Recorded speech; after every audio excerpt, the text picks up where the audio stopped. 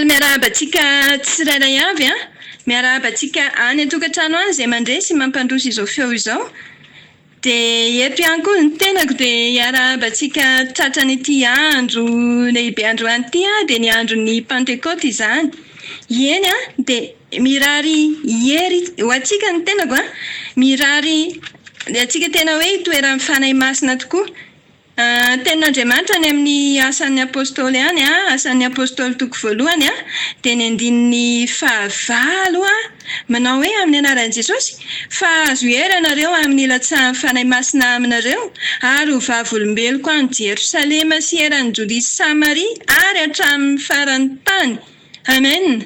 Dia arak'izany ry havana dia tena hoe mirary hery a, mirary fahafenon'ny fanahy masina ho antsika tsirairay avy. Tsy handalo fotsiny amintsika na izao fotoana izao fa tena hoe hanovozantsika tokoa dia ho vavolombelon'ny tompontsika hatrany amin'ny faran'ny tany manomboka eo amin'ny Jerosalema antsika.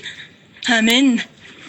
Dia amin'izao fotoana izao sika dia tonga amin'ny fandrenesana ny tenin'Andriamanitra ho sakafon'ny fanahintsika. Dia ny tenako moa no voatendry hitondra izany a, dia ampitiavana sy ampanetretena tanteraka no anekeko fitaovana ampiasain'ny tompo ampitany hafatra ho amintsika tsirairay avy izay mandre mahita amin'izao fotoana izao a. Dia mialoha izany dia andao aloha sika hivavaka ary. Andao sika hivavaka hisaotra ny tompo a, dia hangataka taridalana avy amin'ny fanahy masina. Hivavaka isika amin'ny anaran'i Jesosy Kristy. Andriamanitra raina masina tsara indrindra, velom-pisaorana anao izay ankehitriny noho ny fitiavanao sy ny famindramponao aminay tsirairay avy. Misaotra anao izay tompo no fidinao ho vahoaka mpakatoanao izay a, anisan'ny navahanao tokoa izay Andriamanitra hanompo anao ka manana anjara tompo-pahasoavana manokana izay. Indrindra koa tena hoe hanovo hery izay satria isan'andro san'andro ianao dia manana teny tiana ambara aminay foana ka indreto izay tompo avaosy amboary araka ny teninao izay ho mpanomponao avokoa. Ny tenako tompo mety hoe fitaovana fotsiny ihany a, fa manasa anao a fanahy masina, manasa ny fahafenonao tanteraka aho a. Sokafo tompo ny vavako ary tendreo ny lerako toy ny lelan'ny efa mahay. Ianao mihitsy nao ka ho tsampan'ny tsirairay avy fa ny tenako dia tsinitsinina ihany tompo a, tsinitsinina ihany aho a. Ta io avokoa fonay tsirairay avy tompo mendrika hitoerana izany teninao izany, handray izany teninao izany ka amoaty anatinay ny teninao a, ho tonga tany mahavokatra tokoa izay tsirairay avy a, ho sampana mahavokatra eo am-pelantananao tompo, ho fitaovana ho ampiasainao a.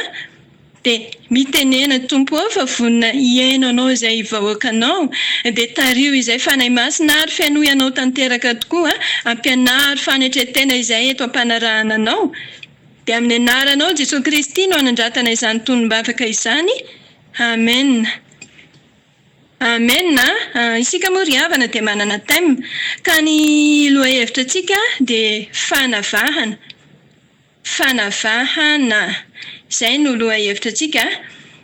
Dia andao ary sika ka tenin'Andriamanitra raisin'ny baibolinao a, raisin'ny baibolinao amin'ny Matthieu. Matthieu toko 7 dia eo amin'ny 7:20 hatramin'ny 30 no ho raisintsika. Tenin'Andriamanitra moa tsy vaovao amintsika intsony. Tenin'Andriamanitra efa tena hoe hiainantsika isan'andro san'andro. Fa araka ny tenin'ny apôstôly Paul manao hoe tsy manahirana izy no manoratra teny averina fa mahatsara anareo izany. Amen. Mahatsara antsika izany. Na efa rentsika isan'andro san'andro izany dia io tenin'Andriamanitra ao anatin'ny baiboly io any hiainantsika e. Io ihany no averina amintsika isan'andro san'andro satria mbola averina ilay izy satria mbola misy hafatra ampitain'ny tompo amintsika ao anatin'io.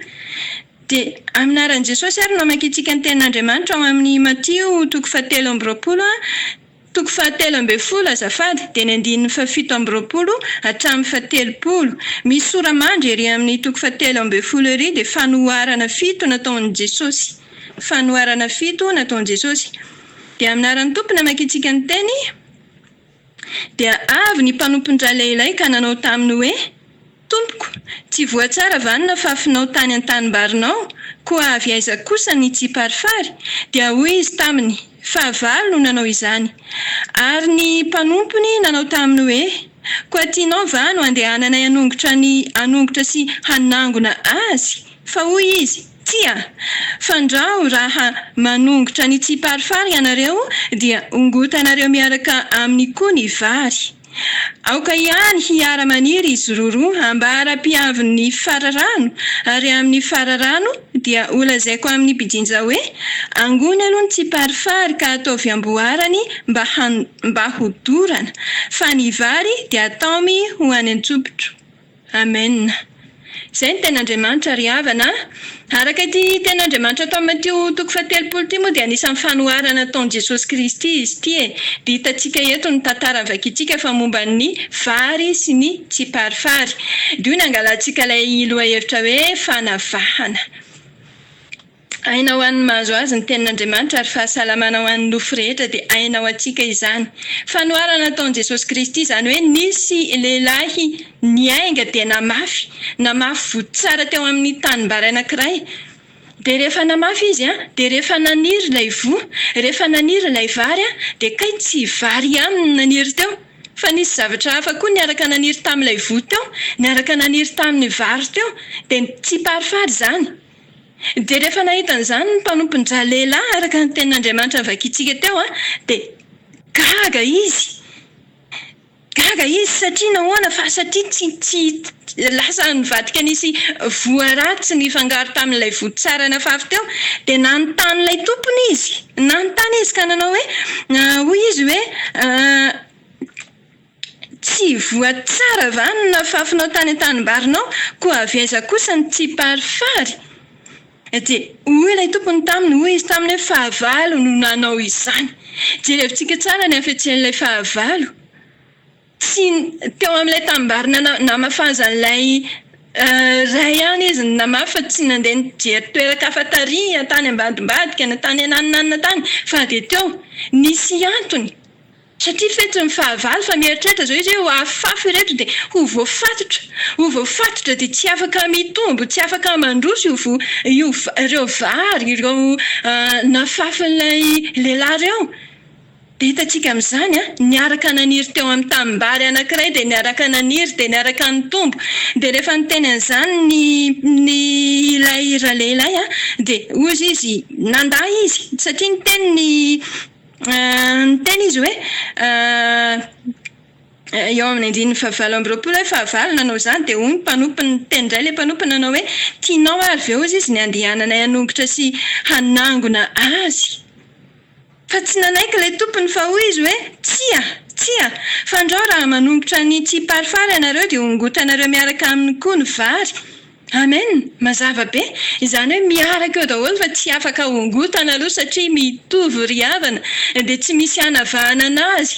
Fa rehefa mamoaka kosa nefa izy dia fantatra ilay vary hoe ireto ny vary fa mamovombary. Fa rehefa mbola tsy mamoa iny, mbola tsy miteraka iny dia mbola samy maniry eo dia tena hoe sarotra ny manavaka anazy.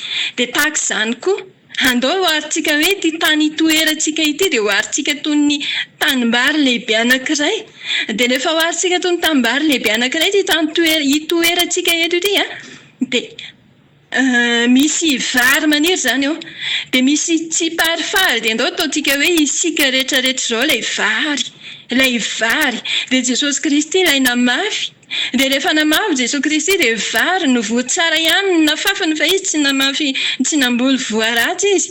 Dia nefa jereo fa ataontsika hoe ny kristianina, ny mpanompon'Andriamanitra, ny vahoakan'Andriamanitra, isika tsirairay avy izao ilay vary, ilay namafazana ny voatsara, ilay namafazana ny teny. Dia mifangaro eto daholo nefa ny tsy parifary dia araka ny teny eo amin'ny 9 fahavalo no nanao izany ozy. Fahavalo no namafy an'ilay tsy parifary, ilay voaratsy. Dia iza moa ilay fahavalo? Tsika tsy manana fahavalo afa-tsy ny devoly sy ny satana. Dia mazava ho azy fa ny satana izany ilay fahavalontsika. Ilay namafy an'ilay tsiparifary. Ary nafafiny io araka ny efa hitantsika teo ihany ho entina haminganana, ho entina hamatorana, ho entina mba hoe tsy hahafahan'ilay vary mitombo araka ny tokony ho izy izany fa hoe ho voafatotra. Ho voafatotra. Dia manoloana an'izany rehetrarehetra izany dia hitantsika fa mbola mifangaro eto daholo na misy kristiana reo dia misy gentilisa ety ambonin'ity tany ity dia misy ny mpiatsara velatsia dia ataontsika hoe sarotra kanefa io vary tsiparifary io nefany tsy afaka hamoa vary mihitsiny io. Tsy misy voaratsy hamoa tsara mihitsiny fa ny ratsy dia ny ratsy ihany no avoakany fa tsy afaka mamoaka tsara izy. Dia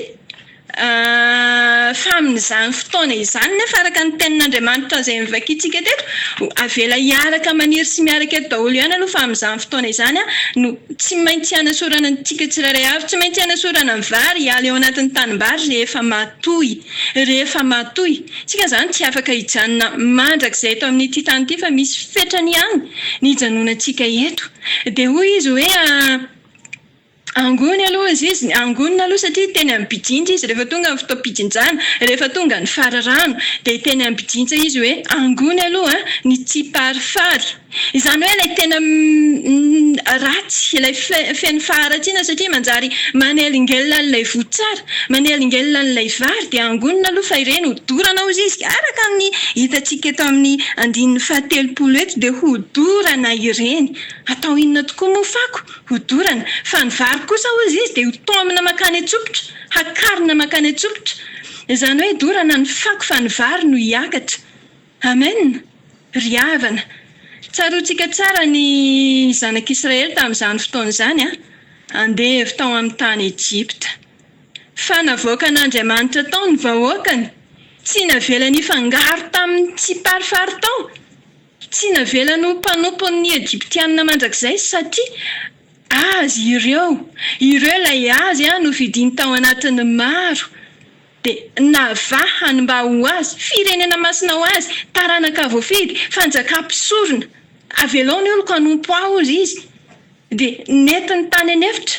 Izy moa nanangana olona mpitarika azy dia efa i Mosesy mpanompony izany no fidiny hitarika azy ireo tamin'izany fotoana izany ary tany anefitra tany no nitezany azy, namolavolany azy, nanomezany azy ny didy sy ny lalàna, nampianarany azy ireo fanetsetena. Hitantsika fa nomeny ny didiny dia ilay didin'Andriamanitra hitantsika any amin'ny Exodosy 20 iny. Dia ny didy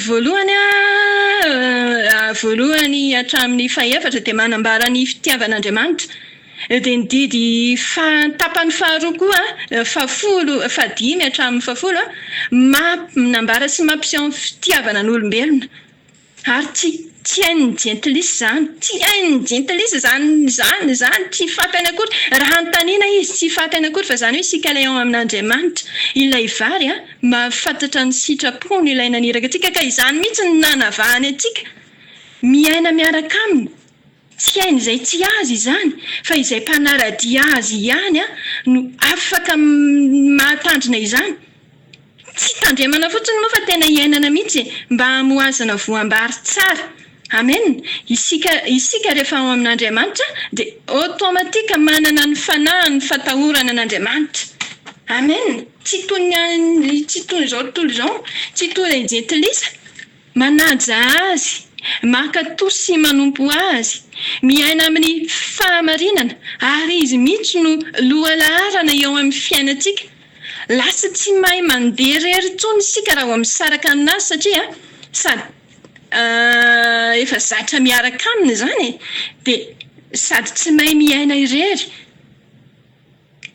Ka izany mihitsy no nanavahany antsika. Navahany antsika satria fantan'ilay azy, fantan'ilay makatoa azy. Avelao ny olo ka hanompo azy izy. Izany ny tenin'Andriamanitra. Izany hoe tsy velonao an'ity tenantsika ity intsony isika fa velonao azy. Amen. Isika izany rehefa tsy mpanompon'Andriamanitra dia mpanompon'ilay ratsy. kanavahana isika ary napetrana eo amin'ny toerana azo antoka. Tsara fiarovana izany isika eo ambany tany maherin'Andriamanitra. Amen. Tsy avelany angozohozo mandrakizay ny marina, na dia maro aza ny tafiotra. Misy tenin'Andriamanitra any amin'ny epistily ny Jaona voalohany 3:7 dia ny 9:10 mivaky toy izao manao hoe aminaran'i Jesosy hoe izany no mampiseho miharihary ny zanak'Andriamanitra sy izay zanaky ny devoly. Tsy mba avy amin'Andriamanitra izay rehetra tsy manao ny marina sy izay tsy tia ny rahalainy. Amen. Atao ahoana tokoa moa ry havana no ity an'Andriamanitra raha ohatra ka hoe ny rahalahintsika izay hitantsika isan'andro anandro azy tsy haintsika no mitia azy. Tsy tsika ve ilay mety tsara vela tsy? Tsy tsika ve ilay mbola mitovy tsy parifary ihany izay tsy mahay manao an'izany? Misy milaza hoe tia an'Andriamanitra nefa tsy mahay maneho an'izany. Tia an'i Jesosy Kristy, kristianina nefa tsy hainy maneho an'izany, tsy hainy mampiatra an'izany, tsy hainy akory ny manaradia an'i Jesosy Kristy. Fa mbola mandeha araka an'izay hitsiny fony sy izay saim-patany ihany izy. Manao izay mahafalifaly ny tenany sy mamevahana ny nofony.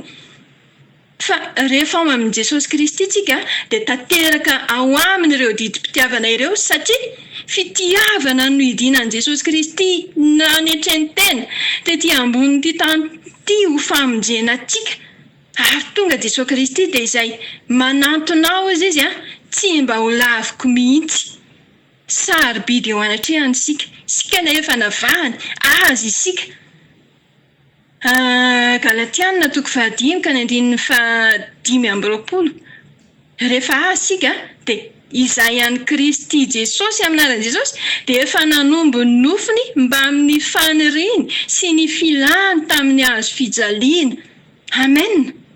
Efa namela sika ny vokatry ny asan'ny nofontsika rehetrarehetra ary izany mihitsy ny mampiavaka azy, ny mampiavaka antsika, mampiavaka ny azy sy ny tsy azy.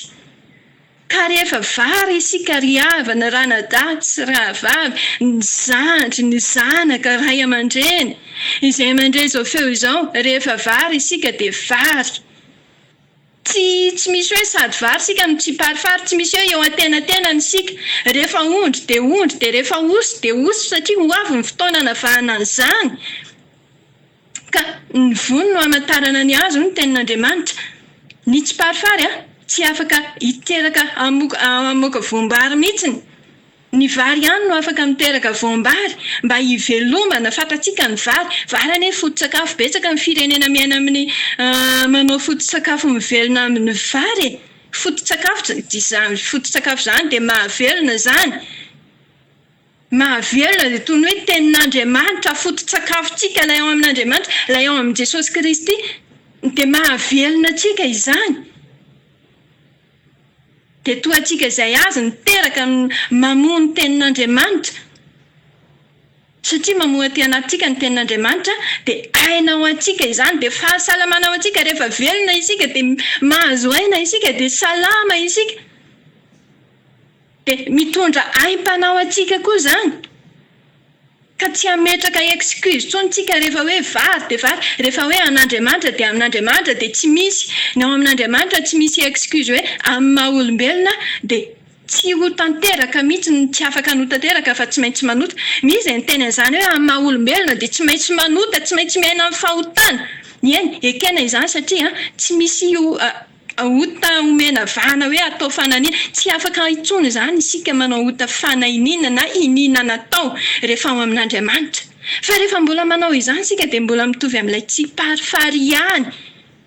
Isika ihany no manome vahana an'ity nofontsika ity hanota raha mbola tsy nanombo izany, raha mbola tsy nanombo ny tenantsika tamin'ny hazo fijaliana teo amin'i Jesosy Kristy isika.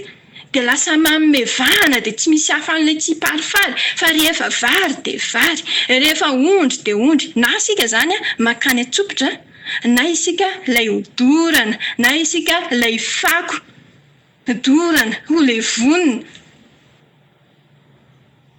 Dia rehefa vary isika dia mamoa araka an'ilay voambary satria ny vary atao inona ny antony mbola nanajanonana anazy teo an-tanimbary teo? Mba ahazahoana vokatra avy aminy. Satria hiteraka iny, hamoa iny dia hiteraka iny. Dia ho tazana iny rehefa masaka rehefa matoa dia ho tazana dia mba tsy handiso fanantenanan'ilay mpijinja rehefa tonga ny fararano fa tsy hoe raha sendra tafio-drivotra dia ho lasa manakofa daholo indray ilay vary rehefa mba niteraka teo tsy mazaka tafio-drivotra tsy mazaka ny zavatra mitranga tsy mazaka sedra noho ny tonga ny avandra dia nihintsana daholo indray fa satria nahoana nihintsana daholo indray voambary fa satria nahoana tsy nazaka satria ratsy ny fototra tsy nifikitra tamin'ilay fototra zany tsika zany hoe Jesosy Kristy ilay fototra iorenantsika ilay fototra hijoroantsika dia tsy nivelona tsy nifikitra taminy fa tafasaraka taminy tsy nivelona tamin'ny teniny ry havana malala ilaina ny vavaka sy ny tenin'Andriamanitra ho fampandrosoana antsika ilay efa navahany isika ilay efa mitoetra ho aminy mahatsiaro fa olona miavaka isika satria mivelona amin'ny vavaka ny tenin'Andriamanitra mifanakaiky aminazy isanandro mandrakariva izany no hery ho antsika eny am-pandehanana ka na inona olana na inona ady na inona endrika ranomasina mena olalovantsika dia ahafahan'Andriamanitra manompo azy sy tsy manompo azy ahafahan'Andriamanitra manompo azy efa notafiny hery isika azaka izany fa tsy hempotra intsony raha sendra ady amen raha tsy misy ane ny ady dia tsy misy koa fandreseny mazava ho azy fa tsy maintsy misy ny ady mbola eto amin'izao tany izao tsika mbola eo amin'ny tanimbary lehibe anankiray tsika mbola miaraka ny tsiparifary isika jereo ange famonjena nataon'Andriamanitra raha teo amin'ny ranomasina mena ny zanak'Israely ka izany ranomasina mena izany tsy natao hampivady-po zany tsy natao hampitahotra izany tatsika ireo fahavalo nanenjika anazy fa ahoana nanaovan'Andriamanitra anazy nataon'Andriamanitra rendrika safotra tao anatin'ny ranomasina mena atao izy ireo fa tsy nisy tafatsanga tsy nisy tafiangana na dia iray aza dia Jehovah Andriamanitra antsika mampandresy antsika mampahery antsika mitantana antsika ary maneho ny voninainy maneho ny fahatsarana ao antsika izy ilay mpiady mahery no Andriamanitsika amen ka na inona zana-tsipika alefa n'ilay ratsy na inona alefany tsy parifary afafiny raha iza ataon'ny fitaovana hoentina minganana antsika isika mihitsy ny kendreny isika mihitsy ny kendreny izay no aton'ilay tsy parifary tsy maintsy misy izany satria mbola miara mitoetra amintsika eto ny tsy parifary ary ny zavatra hita dia manao ny asany izy ireo manao ny asany izy izay tsy hatafarina ny zanak'Andriamanitra hitatsika amin'izany ny zava-misy iainantsika amin'izao fotoana izao hita ny toetra ratsy ny valifaty ny fialonana ny avinavina ny fitiavan-tena sy ny maro samihafa dia izany ry havana ny manam-pirofo efa miaina amin'ny vanim-potoana farany tsika izao efa vanim-potoana farany efa manakaiky ny fijonjana ny fotoana izay anangonana antsika navahana antsika amin'ny tsy parifary satria tsy haritra mandrakizay eto sika fa tsy maintsy akarina ny vary ho any atsopotra fa ny fako dia hodorana tenin'Andriamanitra any amin'ny Timoty 2:3 dia ny andininy 1:2-4 ovaka itsika amin'ny anaran'i Jesosy fa aoka ho fantatrareo izao fa nampitarany any dia hisy andro mahory fa ny olona ho titena ho tivola ho mpandoka tena mpiavinavina mpiteny ratsy tsy manora isireny tsy misaotra tsy manaja izay masina tsy manam-pitiavana manontolo fo mpanendrikendrika tsy mahompo lozabe tsy tia tsara mpamadika kiriana mpieboebo tia ny fahafinaretana mihoatra noho ny fitiavana an'Andriamanitra manana ny endriky ny toe-panay araka an'Andriamanitra nefa mandany heriny ireny koa dia alaviro amen hitatsika amin'izany any amparany any ozy izy Ny tenin'Andriamanitra dia efa miaina ao anatin'izany tokoa ny antsika amin'izao fotoana izao. Izany hoe efa vaninandro farany izao ihany antsika izao. Hitantsika, mitaraina ny tany, marary ny tany, miseho daholo izao faharatsiana rehetrarehetra izao, miariary ny asan'ny ratsy sy ny asan'ny maizina rehetrarehetra, miaratsy ny olombelona, miaratsy ny andro. Nefa hoy Jesosy miteny amintsika any amin'ny Mateo 5:1-7 any. Dia miteny amintsika miteny aisanao Jesosy Kristy, miteny aisanao ilay olona navahany, ilay olona nitiaviny. Aminaran'i Jesosy ary amin'izany andro izany ozy izy dia aza manainy amin'ny ampitso ianareo, fa ny ampitso hanany azy. Ampy ho an'ny andro ny ratsy miseho eo aminy. Amen. Misy tenin'Andriamanitra mampahery antsika foana manoloana ny zavatra rehetrarehetra, na ny ady izay atỳ antsika na ny zavatra rehetrarehetra mitsanga. Fa maninona no avelan'Andriamanitra hanjaka izany rehetrarehetra izany? Mety misy manontany hoe misy ve Andriamanitra? Raha misy izy mety tsy hamela izany hanjaka. Dia tahaka ny namelany tsy parifary izay navelany naniry niaraka tamin'ny vary ihany. Tahaka izany ihany. Fa ho avy ny fotoam-pijinjana dia tsy maintsy hoe sorona eto daholo ny tsika rehetrarehetra. Ho sorona eto daholo izany rehetrarehetra izany ka akarina ny vary.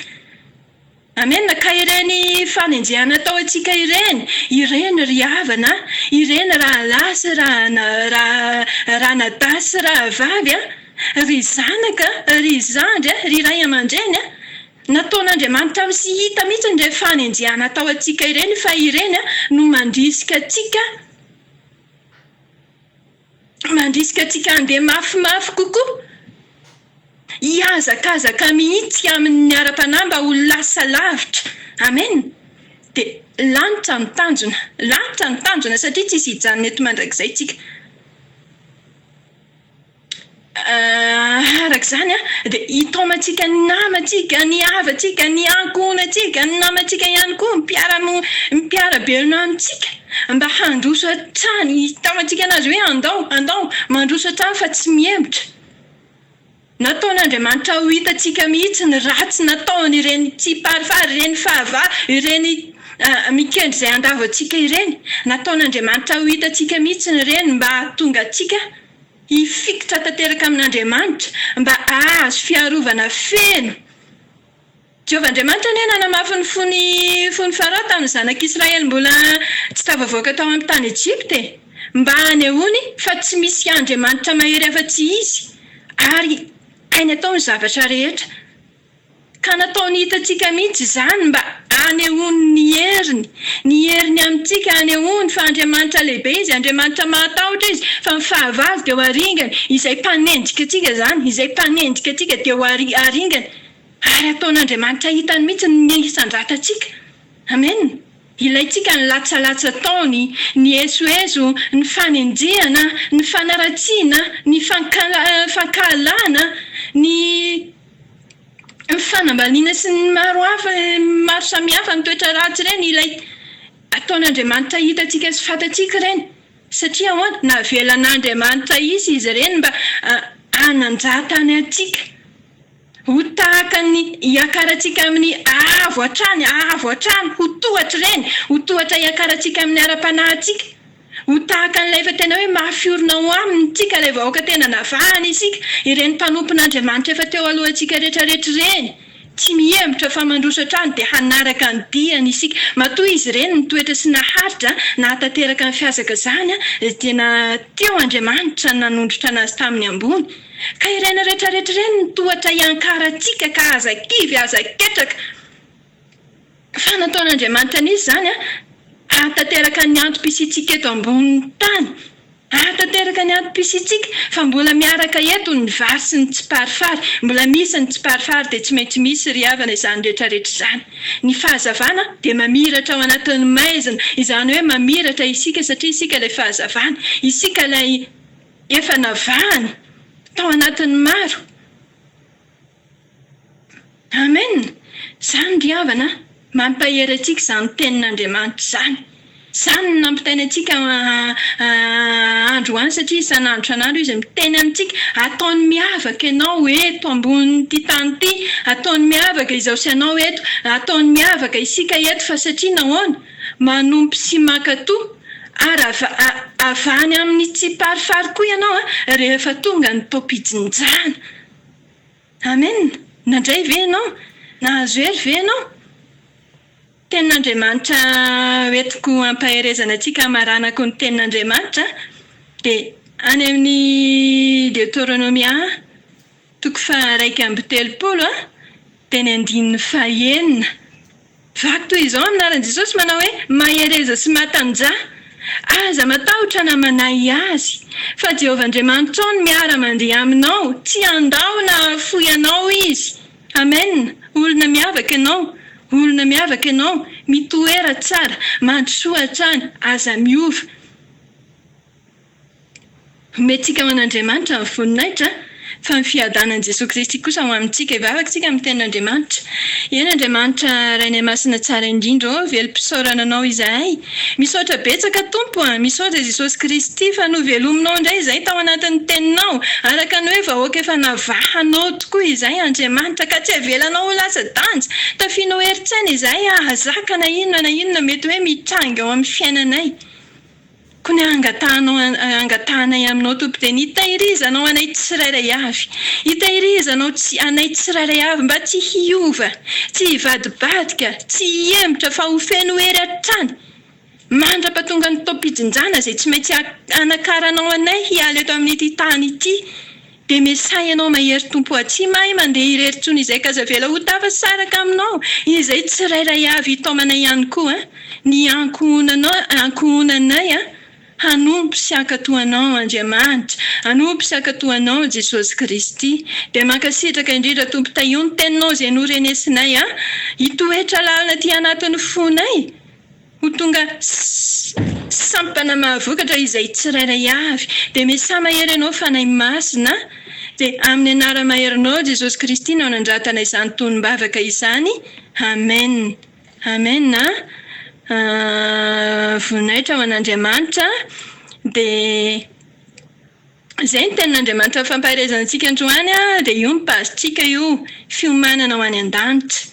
Dia sabony eo mipazy manasanao hiara hiasitsika na ato amin'ny page Facebook izany na any amin'ny YouTube izany dia manasanao ilay vahoaka efa navahan'Andriamanitra, ilay nofidian'Andriamanitra hiara hiasitsika hanitatra ny fanjakan'Andriamanitra. Amin'izay mahazo notification ianao rehefa misy zavatra vaovao mivoaka ato dia mahazo notification dia mandray lesona mahery ianao hanitarantsika ilay valan'Andriamanitra ampidirana ny vary ao an-tsopitra. Amen. Dia tahiny Tompo manokana ianao sy ny ankohonanao. Amen.